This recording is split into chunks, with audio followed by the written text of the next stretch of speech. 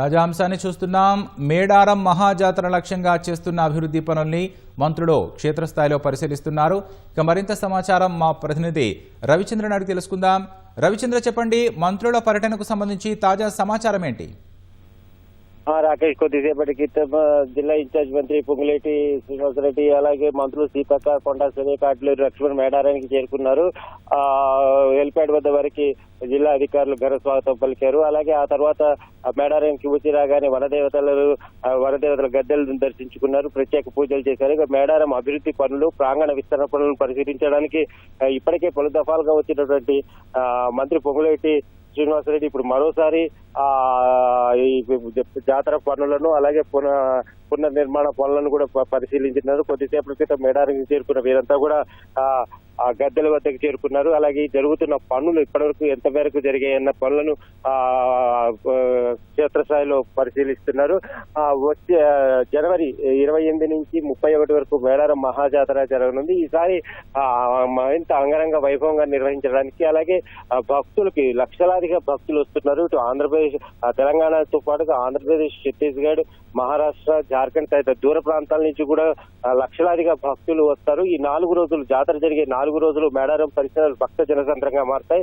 దీంతో భక్తులకు వచ్చే సమ్మక్క సారలమ్మ దర్శనాలకు వచ్చే భక్తులకు ఎలాంటి ఇబ్బందులు వాటిల్లకుండా, ఎలాంటి తోపులాటలు కానీ తొక్కిసలాట జరగకుండా ఈసారి మేడారాన్ని సర్వాంగ సుందరంగా తీర్చిదిద్దుతున్నారు. మాస్టర్ ప్లాన్ లో భాగంగా ప్రాంగణ విస్తరణ పనులు చేపడుతున్నారు. దీనికి సంబంధించి డిజిటల్ నమూనాను అలాగే పనులకు 2 నెలల క్రితమే ముఖ్యమంత్రి రేవంత్ రెడ్డి శ్రీకారం చుట్టారు. అప్పటి నుంచి కూడా ఇప్పటికి 3 సార్లు మంత్రి పొంగులేటి ఇటు హైదరాబాద్ లో అలాగే మేడారంలో ఈ జరుగుతున్న పనుల మీద సమీక్షించారు. ఇవాళ మరొకసారి ఇక్కడికి వచ్చి ఇప్పటి జరిగిన పనులు, ఇంకా జరగాల్సిన పనులను అధికారులతో కలిసి ముందుగా పరిశీలించి ఆ తర్వాత వాటిని పరిశీలిస్తారు. మేడారం ప్రాంగణ విస్తరణ పనులు చాలా జోరుగా జరుగుతున్నాయి. రేయింబగళ్ళు అంటే మధ్యలో కొంచెం వర్షాలు పనులకు ఆటంకం కలిగించినా కూడా రేయింబగళ్ళు పనులు పూర్తి చేస్తున్నారు. దాదాపు 90% వరకు కూడా పూర్తయ్యాయి.